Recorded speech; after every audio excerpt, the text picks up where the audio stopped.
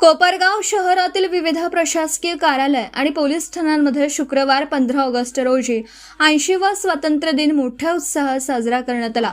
यावेळी विविध ठिकाणी राष्ट्रध्वज फडकावून ध्वजाला मानवंदना देण्यात आली। कोपरगाव शहर पोलीस ठाण्याचे पोलीस निरीक्षक उद्धव ढमाळे व कोपरगाव तालुका पोलीस ठाण्याचे पोलीस निरीक्षक संभाजी गायकवाड यांच्या हस्ते स्वातंत्र्य दिनाचा कार्यक्रम पार पडला। यावेळी दोनही पोलीस ठाण्यातील पोलीस अधिकारी व कर्मचारी मोठ्या संख्येने उपस्थित होते। कोपरगाव तहसील कार्यालयातही स्वातंत्र्य दिन उत्साहात साजरा करण्यात आला।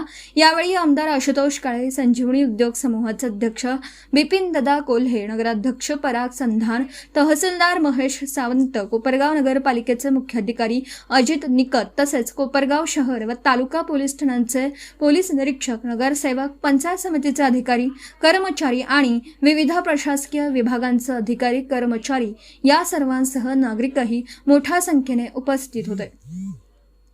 देशाच्या स्वातंत्र्याचा गौरव आणि राष्ट्रभक्तीची भावना जपत प्रशासकीय यंत्रणेतील अधिकारी कर्मचाऱ्यांनी स्वातंत्र्य दिन उत्साहात साजरा केला। यावेळी तहसीलदार महेश सावंत यांनी बोलताना सर्वांना 80व्या स्वातंत्र्य दिनाच्या शुभेच्छा दिल्या।